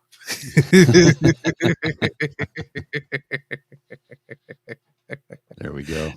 Special Surprise appearance guest by in the the Beaver background. Sweetie. Yes. I love him so much. This is his last day of that 10-day intensive thing he was doing. Oh, Today's right, the right, exam right. day. He got through it. I am so proud of him. You Cool. asked me to let you know when we could pivot. I think the appearance of my Beaver Sweetie turned things back to sunnier climes. There's a Let's have pivot. a pivot. Okay. So there was a senator the other day who gave a rather impassioned, nonsensical, anti-abortion, anti-women's right speech on the floor of the Senate just the other day, and I can't find the speech, but I do have this quotation from Cher, and I think this is pretty apt to respond to that guy's remarks about a woman's reproductive rights and a choice she can make with her body. If every time men had sex, they risked death, physical disability, a life-altering interruption in their education or career, and the sudden lifelong responsibility for another human being, I think they'd expect a choice in the matter from Queen Cher. And a slight pivot from that to this disturbing video, and I'm going to have to show the whole. I'm going to show the tweet, and then I'll blow up the screen a few seconds after. You know how these RWNJs are always going on about, oh, drag queens are grooming, they're grooming people, they're trying to groom children. None of that is true. Mm-hmm. But here is an example of grooming. Relax. There's no trigger warning here. This is grooming. You'll see it in a second. I don't need to place a trigger warning because there's nothing triggering in a violent sexual way or anything like that. Although, well, I'll just play the clip and you'll understand in a second here. So I'm going to and you can see this is grooming. I blow it up and press play. There's no audio in this. And I guess I should. I'll read what is on the screen of the video for the folks sitting at home listening on the audio only of the podcast. It's a disturbing scene where this father is there with his 2 daughters, And in the scene, it says when girls are old enough, we start makers. That means they start cleaning up after their father. This way they know what is expected of them when they get married. They are expected to do it happily and graciously. We are simply training them for their future husbands. We know not everyone agrees with this, but that's okay. Their future husbands, that, my friends, is what we call grooming. Brood barefoot and pregnant in the kitchen making me dinner. That is grooming, and that is disturbing on a level. If they're thrown out at you, you're effectively a possession of your husband. And this guy's doing it with 2 young daughters at a very young age. You know what he can do? I'm not going to say it, but you know what he can do. I'm trying to be nice and pleasant and happy and push my anger aside. Yes. You know what he can do. Yes. I get that same feeling when I see the Republican family Christmas photos where everyone's holding a gun. Grooming. It's exactly what it is. Yes. Say Merry Christmas or I'll put a cap in your ass. Yes, they really took it to heart that Die Hard is a Christmas movie. Yes, really. They take that shit seriously. Yeah. Yeah. You know, when we were talking about PP there a little earlier, and we were talking about, Trudeau, Prime Minister Trudeau talking about the people to whom he's given reach arounds and stuff, and while he's saying he doesn't accept any form of discrimination. Right. Hit it, Mr. Grizzly. This guy. Garnet Genuous. Can you blow that Mr. image Conversion up? Therapy? Last week I posted an article about how Japan asked Canada to supply energy. Trudeau gave a non-committal response. Check out this clip from 2019. Liberals continue to be the only thing keeping Canadian energy from global markets. Okay. Garnet Genuous. Mr. Conversion Therapy. Mm-hmm. Wanted it to keep it legal so it could literally torture humans. Why is he still in the caucus? Skippy doesn't support discrimination of any kind. Yeah, that's what he keeps saying. Why is he on the bench? Boot him. It's because Skippy talks out of one side of his mouth and then talks out of the other side, telling his caucus and his base and his party members and delegates exactly what they want to hear. And out of the other side of his mouth, he's trying to give us nice little sound bites and tidbits to make it look like, well, he's not as bad as I thought he was. No, he's worse than you ever thought he was. Yep. He voted against same-sex marriage. His adopted father, his father who adopted him, is gay. He voted against same-sex marriage while his father was in the house, in the gallery. This is who he is. He is beholden to the PBCC. And if you don't believe me, let's look at when Stephen Harper was sworn in and put his hand on a Bible supplied by the PBCC, and all those leaders were sitting in the front row when he was sworn in. He's owned by them. Religious zealots, Christo-fascists, who want to dictate to you how your life be. I'm going to give you freedom. He's going to destroy all the social programs as quickly as he can. Wouldn't happen overnight. They'll just chip away at it like they're doing with healthcare here in the province of Ontario, taking away our universal healthcare and building hospitals for private, or building clinics and hospitals for private healthcare with public funds. That's corporate welfare. I hate it. I disagree with it. And if you're angry, you damn well should be, because that's your money that they're giving to rich people to enrich their bank accounts. You need to get angry about this, folks, if you're not. You absolutely need to pay attention. Remember, democracy is something you do. You need to get out. You need to vote. You need to get the message out. You need to let people know that they will continue to chip away freedoms that we take for granted too often. and they chip away at them until they're gone. And they don't care as long as they're in power and making money. Those are the two things they hold above everything else: power and money. Things. That's all they care about. You don't matter unless you give them money. Yeah. That's it. You don't even care if you vote for them. If you give them money, they'll get the power.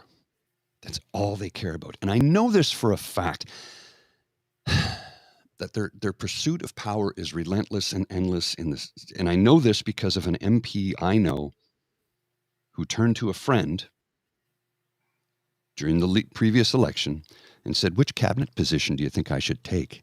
So like, you guys haven't won anything yet. Oh, no, don't worry about that. We'll get it. We'll get the power. It's like, aren't you supposed to be representing your constituents? No. I just want the position. Which cabinet position do you think I should take when we win, when we get elected?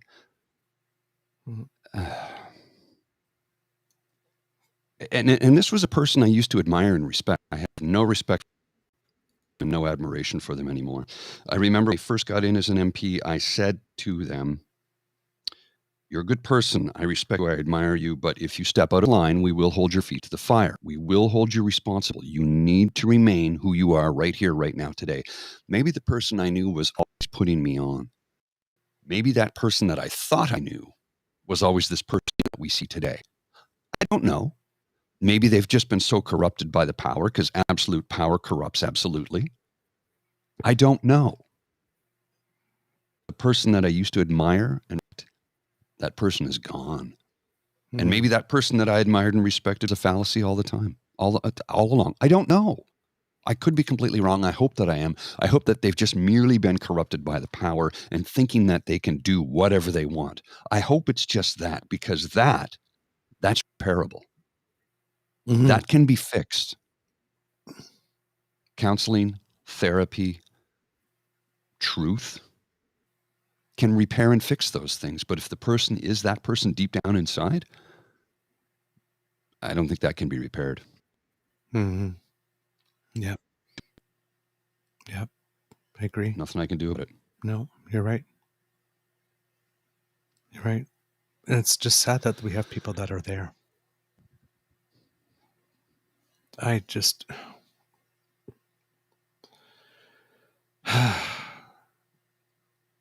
am... It's one of those, as I say often, lead follower, get out of the way. And it's sad that people are there, or they're in a place that's so dark or so broken, but that they're also being told to, or willing to take the message that you must pull someone else down along the way.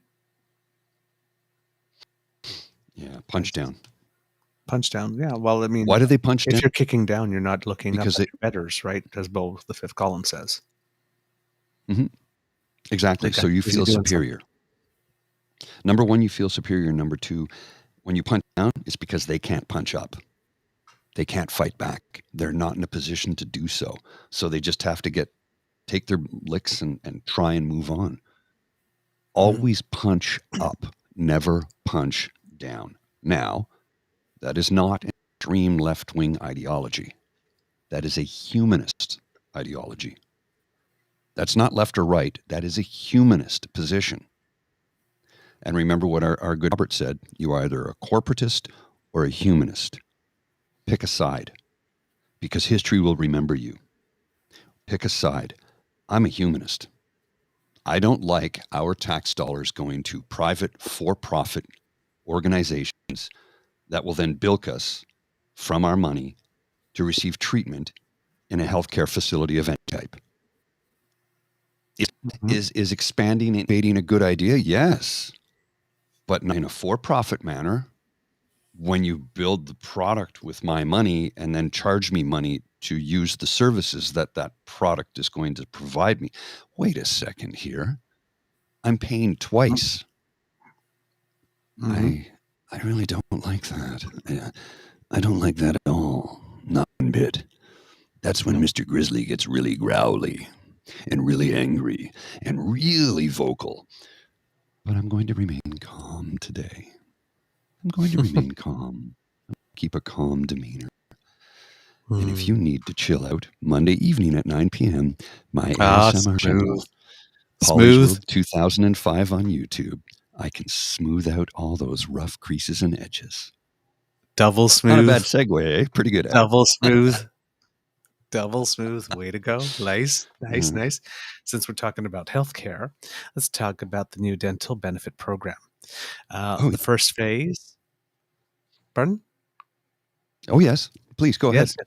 The first I need some phase water, is so go. Yes, the first phase is now eligible for application, and it's open to families that earn under $90,000 per year, have children under the age of 12, and have no other benefits. You can qualify for up to $650 per child per year for the next 2 years. That should be enough based on their studies to at least, make sure that you get in for 2 cleanings and that type of stuff, the basic upkeep. Now, Dr. Hasnain Douji, who's a BC pediatric dentist, says that, of course, it's not just those types of cases, but, children often have cases that are more severe. And he says that by the time a case gets to him, he says, I would say our average case is probably close to $2,500 to $3,000, and that does not include anything like a sedation or general anesthesia time or anything like that. He says that encountering a case in kids for which the cost would be overwhelming for a family basically happens to him on a daily basis. In certain situations, my staff will come to me and say, there's just no any way anybody can do anything about this, so why don't we do a charity case? You guys do charity work overseas, so why not do it on the home front? So yes, we do that as well. Now, the bunny does not have to be used only for basic care. So if there's something major going on and that $650 can be applied to it to reduce the overall price, that definitely is something you can do. And so the money is helpful. But according to Jennifer Robson, who's a professor of political management and policy at Carleton University, an associate professor, she says it will be helpful. There's no doubt about it, but I don't think it will go far enough. It's like when I go for an operation, I'm expecting the best care from whatever specialty I'm going to. I'm not worried about payments, et cetera, et cetera. In the dental field, that's not like that. Mm-hmm. And if I mentioned the average case is about $2,500, $600 will go a long way, but it's not going to cover it. I think it's a good beginning step. But yes, if you need, there's still access to care issues. There's still, and in the cases where you need a general anesthesia, you need to be able to have hospital access, right? Or access to somebody from the hospital, an anesthetist, anesthesiologist or anesthetist. Not sure which one it is. Anesthesiologist, I believe. This who would come in and be able to provide the service. And when you need to go to a private facility with that type of service, that could be $1,000 an hour. If you need to get your wisdom teeth taken out and need to be knocked out, that's $1,000 an hour for the anesthesiologist. There's something even worse because, you happen to not be able to have your teeth taken care of for a very long time, especially at the beginning, and you need lots of work done in the initial bits. So it's helpful. The 650 is helpful, but it doesn't cover everything, of course. But for most people who just need basic maintenance, it will, it'll go a long way. It'll probably cover that. According to Jennifer Robson, she says the program is a little bit difficult to apply for because there are lots of things that you have to make sure you do. You've got to make sure that you filed your taxes last year. You have to currently be getting the Canada Child Benefit. You need to have a My Account set up with the CRA.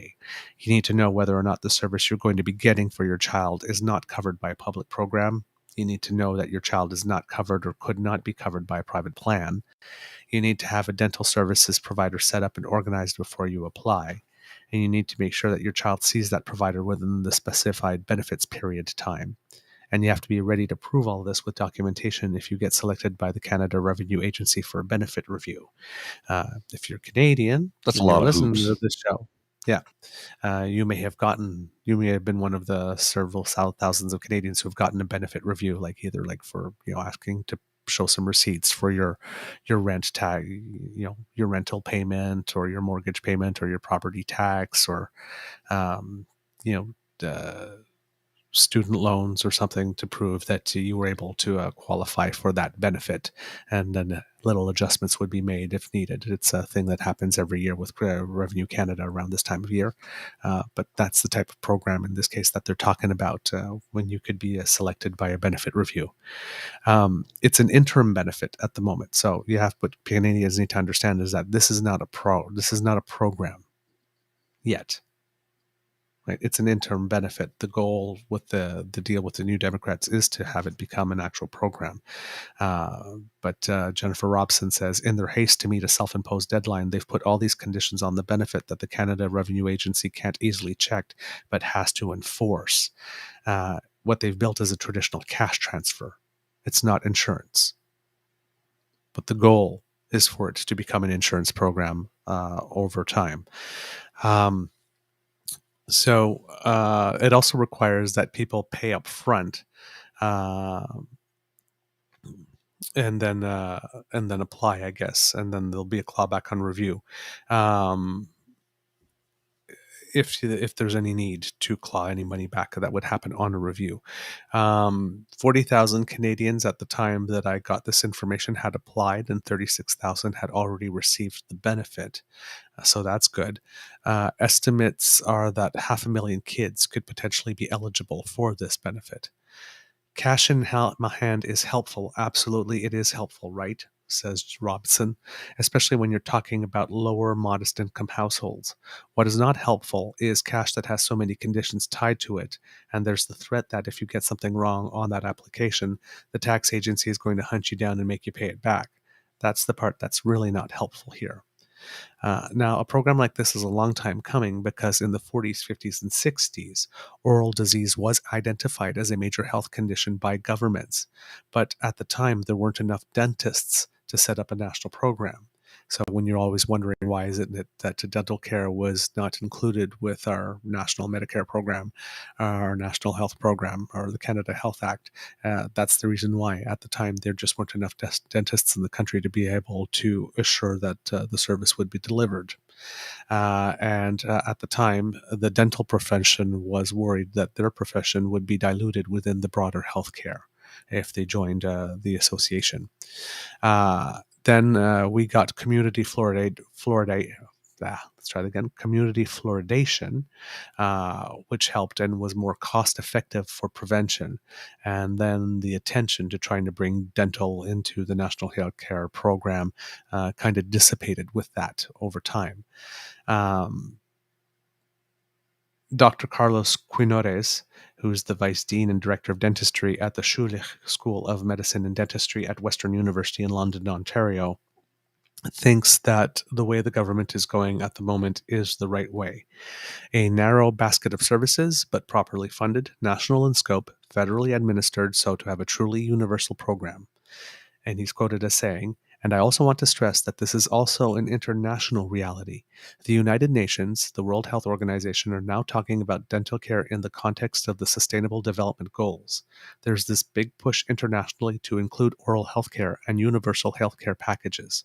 I just think Canada is moving along with the rest of the world, and we have a real opportunity here to do something good for many people in Canada. So there you go, kids. That's basically all I've been able to find out on the dental program. I know we've talked about it a few times before, and I've brought in little bits of information. But now that it's on and it's underway, that seems to be the overall view from what the program is able to deliver, what it does not deliver, and everything that is required. Now, the things that you need to show are not very necessarily cumbersome. It might be a little tricky to set up a dental services provider before you apply, because I would assume that would mean that you would have to have your child looked at first to see what would be needed, and that there would be an initial fee for that you would have to pay before you could apply. unless you're able to find one that says, yes, I will provide the services just in general, and you can go with that. I'm not sure how that works yet. I haven't heard enough stories yet and read enough about it. But there's a big number of them, but they're not necessarily difficult per se. You just have to get them all in a row. It's one of those little government, I guess, tedious things where you have to jump through those specific hoops. You just check the box. Did you do that? Did you do this? Did you do that? Yes. Okay. You're good. And everything will be fine. But it's not you go to your dentist and you present your OHIP card and, the fee gets processed, because then we would be in an actual insurance program. So that's why they're saying that it's a traditional cash transfer at the moment, not insurance. But hopefully that's where we're going with it, because it's a needed program, and especially considering all the other diseases that start through the mouth. You want to make sure that you have good oral health care. It definitely saves the money, lots of money, and lots of pain and suffering down the road for Canadians and for the government. Mr. Grizzly, I think we have a show. I would agree with you, sir. I think we do. I think we've got all our ducks are in a row for today. Let's end it off with a couple of things that'll make people smile, though. I got a couple of 3 things. Don't forget, for your fashion choices, make sure to consult with the mail order catalog from Eleganza. Where you too can look like a member. Extravaganza. You can look like a member of the crew from Space 1999. Now, my buddy, Billy, has a candle company. He makes custom candles, and this is the one he's made recently. Peony and Blush is the flavor, and it's titled "So Glad We Got Drunk and Had Sex. Best Decision Ever." And our third and final, oh no, I got 2 more actually. Our third funny for the morning, is about exercising. Started my juice cleanse yesterday and also went for a hike. Bullshit. What'd you really do? Drank 3 bottles of wine and fell down the stairs. And for our final thing to put a smile on your face, it's so badass when people stand in front of shit they destroyed. First one, Iron Man walking away with an explosion in the background. Second one, Wolverine walking away with an explosion in the background. Third one, Meghan Markle walking away with the guy from the Grand Tour or whatever in the background. And the third and fourth and my favorite is Greta Thunberg giving somebody the side eye with Andrew Tate in the background. So badass when people stand in front of shit they destroyed. Yes. I was reading in reports that Jeremy Clarkson was the name of the fella, by the way, Meghan Markle. Yes. I was reading in the reports that some of the women that appeared unwillingly in the videos that Andrew Tate was circulating on the web had tattoos on them called with written "owned by Tate." Yes. So again, kids, probably not a good idea of tattooing evidence of your crime upon your victims if you're trying to stay out of jail one day. Don't tell them. Let them continue to incriminate themselves. Shh, yes. Don't tell them. I'm just wondering what tattoo he's going to be getting, where he's going. Not a good one. I'm just saying. I hope his says "owned by Greta." That would be good. That would be good. See if you can get something parlayed through the Romanian consulate to make sure somebody in prison tattoos Dear that Embassy of Romania, my partner is Romanian, and we were wondering if you could do us a favor. Thank you very much. Yes. Clickety, clickety, click. You get that meme with the cats typing? That's me right now. Yes, yeah. Fire up that tattoo gun. Well, kids, we close this episode on images of Andrew Tate, putting images in your head of Andrew Tate being tattooed, someplace that he probably can't see on his own without the help of a mirror. The tattoo owned by Greta. To end this episode of the Eager Beaver podcast, we hope you love listening to it because we loved making it for you. Kid Elaine goes tramp stand for Tate. Tain't gonna be doing that no more. Nope. uh, because democracy is something you do. If you could roll up your sleeves and make a donation at your closest blood bank, Quebec or Canadian Blood Services needs your help. During the storms that we had around Christmas time, they got about a 10% decrease in their usual donations, and we're running low on type O blood, specifically in platelets. They say that blood is in you to give, so if you can help out, that would be really great. If you like this podcast, you can find us on the Crier Media Network. Crier as in town crier, hear ye, as well as anywhere you get all your podcasts featuring a grizzly bear, who is fantastic, and a beaver, who is fabulous. Yes, you do. Please share the podcast. We love your feedback. We're on Facebook, the True North Eager Beaver, Twitter at True Eager, and our email is truenortheagerbeaver at gmail.com. Let us know what you think, good, bad, or ugly. If it's ugly, be gentle. We're sensitive souls. If you want us to come straight to you whenever we have something that's fresh off the bandwidth, hey, podpage.com. That's where you go. Podpage.com/the True North Eager Beaver with a hyphen between each one of those words. And when we have something fresh for you, you'll be the first to get it. And if you really, really, really, really like this podcast, yes, and soon 5 days a week, yes, PB, the kids were very happy with that news when you announced it, Mr. Grizzly, in the chat. There's lots of wheeze and all that good stuff. So we like that. So if you really like this podcast and you wish to encourage us to do more, like Kit Aina did recently, we work for tips. Please feel free to buy a cup of coffee for Mr. Grizzly here or a mug of hot chocolate for me via our coffee page at ko-fi.com/eagerbeaver, all in one word, lowercase letters. That's ko-fi.com/eagerbeaver. Good morning, Get Saucy. Lovely to see you. Lovely to see you join us. Even if, better late than never. We don't care when you Better get here, late than as long as never. you get here. Yes. And finally, if you'd rather get something for your money, because, it's inflation for everyone and, you're a savvy shopper, well, of course you're savvy. You listen to this show, right? So you're probably a savvy shopper too, right? Right. So we got you covered. Something literally for everybody. Sizes small to 3XL. Eager Beaver shirts, Mr. Grizzly Civic tees. You know you want them because it's a very subtle way to let all the people in your life know that you are a smart, informed, and engaged person. And that is incredibly sexy. Is it just me or is it getting hot in here, Mr. Grizzly? There's a lot of It's sexiness getting going hot on. in here. Whew, Take yeah. off all your clothes. What was that? I was trying to do my best. It's not Cisco. Who did the thong song?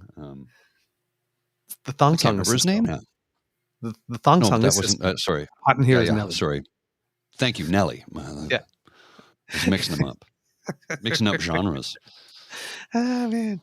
Nelly. Being informed has never been more fashion. So walk, fashion, baby, your fingers to crier.co/crier-media-shop to get yourself some fabulous today. From the Beaver Lodge, this is your Eager Beaver saying, until next time, dear kids, it can be a tough world out there. So please, like the whiteboard says behind me, be kind to and gentle with yourself. Mr. Grizzly, words of wisdom, please. Yeah, check us out. Check me out specifically. I've just put the link in the chat Monday evening at 9 p.m. for my ASMR mental health discussion. Every Monday at 9 p.m. live stream here on the Crier Media Network starting next week. Mm-hmm. Will you That's be the first thing. delivering the ASMR in the Speedo? I suppose I could. It never really occurred to me. You gotta show a little leg if you want to boost that viewership there, Mr. Grizzly. Well, I mean, I'd have to stand up to make it worthwhile because sitting is not going to. Don't give it all away, though. Don't give it all away. No. It's the art of the tease. I'll keep a little bit. Keep a little bit for myself. But yes, if you are somebody who battles mental health issues like I do, I have both depression and anxiety, and if you need to talk, I do a live stream day evenings at 9 p.m. It's an ASMR chat. I don't do tricky things like crinkling paper or anything like that. I speak in a soothing voice and discuss mental health issues, how we can work through them. And then I give a little bit of whisper content because there's some people who really like the whisper content. So Yeah, Monday evening, 9 p.m. Kit Sussy goes, well, first, this anemia is kicking my ass, so we're sending you a little iron. And, we are getting more Mr. Grizzly and Mr. Beaver, and possibly Mr. Grizzly after dark. Yeah, but that's just Paul after dark. Mr. Grizzly is this show. Paul is after dark. Ooh. Well, we're going to have if this continues, we're going to have like so many different formats. We're not going to do anything else but record. Well, and Dean wants to add the jazz show to the network as well. So yes, I told you that would happen. I told you. Yeah. So, I told you that would happen because it's freaking amazing. Going to add that as well. Thank you. So it's going to be just presents a lot more work for me. I'm okay with it though, because I love doing it. So I am so happy for you. Thank you. I'm so happy for you. That is great. Yes. No. But now keep in mind. The jazz show is amazing, kids. If you have not tuned in yet, you absolutely have to. Just audio only. Yeah, that's fine. It's audio only on the jazz show. It won't be on just the audio podcast because I have license to do it on that one. Licensing for YouTube is different. They'll just pull a copyright, and I'm not fighting with YouTube.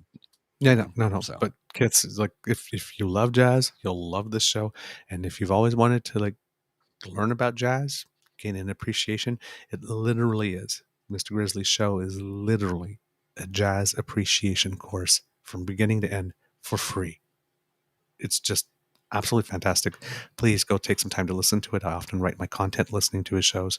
It puts you in a really good space. So thank you, kids, for putting all these little compliments. Thank you so much in the chat. We'll definitely be seeing you soon. Did you give your words of wisdom, Mr. Grizzly? I did. You did. Tune in Monday at 9 p.m. Okay. That was the word. That's the words of wisdom about mental health. Okay. All right. It's the words of wisdom. Pay attention. There you go. To your mental health. I'll pay attention with you. Needs at 9 p.m. Kit Linda goes, it makes me so happy to see you guys succeeding like you deserve. Thank you, Linda. darling. We love you. All right, Mr. Grizzly, roll those credits, please. The True North Eager Beaver podcast is an Eager Beaver Mr. Grizzly collaboration. Research, story, and guest curation and copy written by the Eager Beaver. Recording, production, editing, and additional research by Mr. Grizzly. Music courtesy of Ben Royalty-Free Music. Once again, thank you to our founding sponsors, the Peppermaster, the Miss Fee Mysteries from Corvid Moon Publishing and CanadianTarot.com. And thank you to Pete Jarvis for our artwork. We love it. Kids, we'll talk to you real soon. Bye. Take care. See ya. Au revoir. À bientôt.